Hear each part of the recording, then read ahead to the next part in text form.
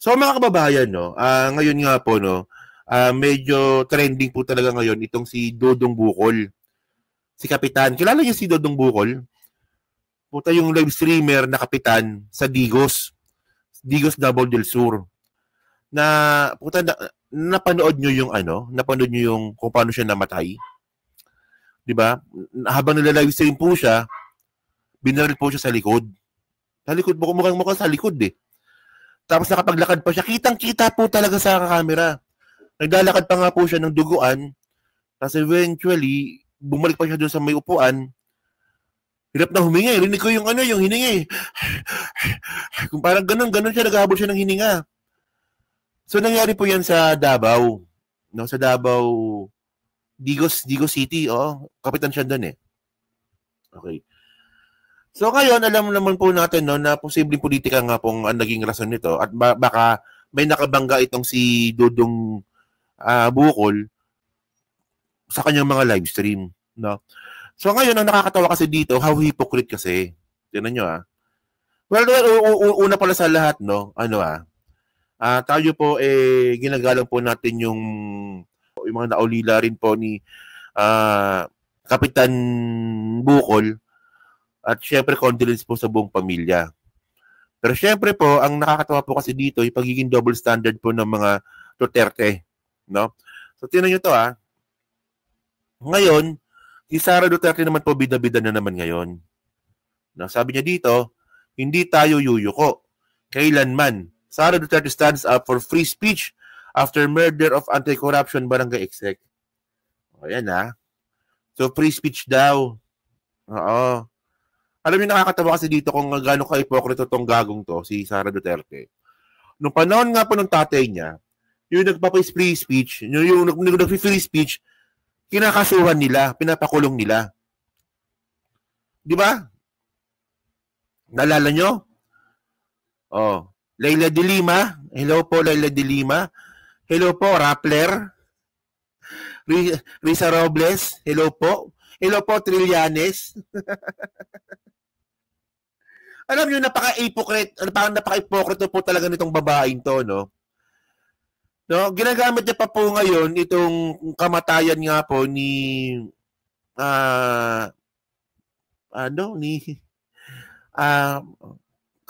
ni Captain Bukol. Para po sa kanyang free speech di umanong propaganda. Ngayon, naging free speech advocate na yung gaga. Kung dati mga kababayan, no, pinapakulong nila, pinapasarado pa. ABS-CBN pa pala. Oo. ABS-CBN. Ginigipit nila yung mga kritiko nila. Puta ngayon, bigla naging free speech advocate si Sara. Anong klase gagaguhan to, Sara? So, syempre, para po makumpleto po yung propaganda ni Sara sa sarili niya na siya po ay free speech advocate, Filipino have the right to speak freely and should not be silenced by bullets. Di ba? According to Vice President Sara Duterte, Vice President vowed to fight for people's free speech after denouncing the killing of barangay official following his anti-corruption remarks. Di ba? Look who's talking. Di ba? Ang kapal naman ng mukha mo, ginagamit mo pa yung patay. Ako maniniwala pa ako about sa free speech kung si Leila de Lima po yung nagsalita nito. Maniniwala pa ako kung na ganon. Maniniwala pa ako na totoo yan kung hindi po Duterte nagsalita. Ano yan? Putan nung panahon ni Digong? Lahat ng mga kritiko ninyo, ginipit ninyo, pinasarado ninyo, pinakulong ninyo. Tapos ngayon, pagkagising mo, okay, free speech advocate na ako. Free speech. Ganon? Ganon na kayo? How hypocrite talaga, no? Huwag naman ganon. Ano ka nga? Tawag nito, kilabutan ka nga. Kinagamit mo pa yung patay para dyan sa katangahan mo. Ay, gago talaga to, no? So, pati.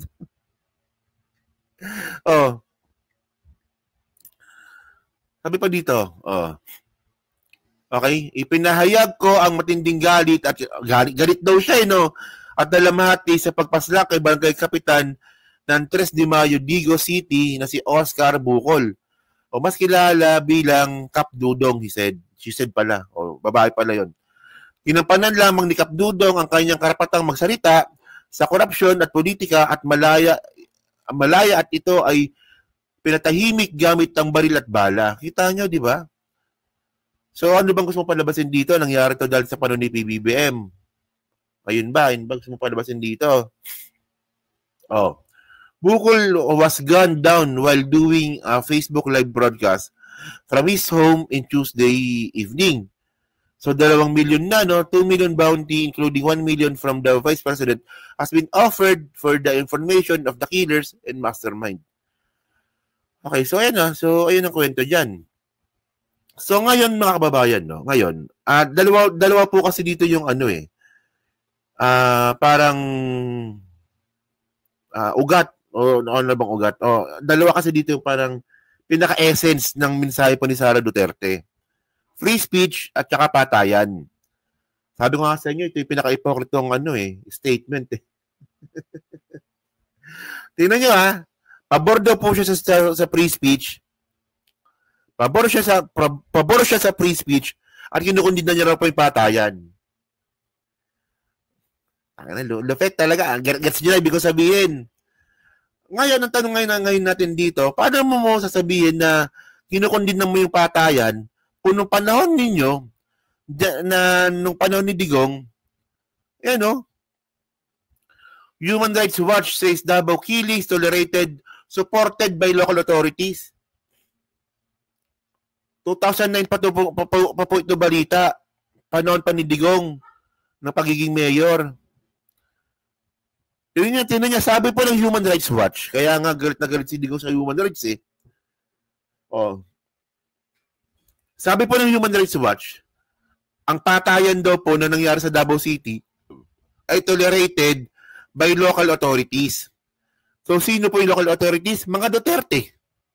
Ever since from 1987, naka-Duterte. Tapos sasabihin ni Sara, kinukundina namin ang patayan. Mamamatay tao rin kayo Lahat na lang sinabi ninyo, kabaliktaran ng ginagawa ninyo eh. Pabor doon sa free speech, pero pinakulong, di ba? Ginipit, dinimanda, pinasarado, yung mga kritik nila dati. Ayaw daw po na patayan, pero mamamatay tao din naman po sila. Hindi lang yan. Siyempre, hindi po natin makakalimutan dito yung tukhang.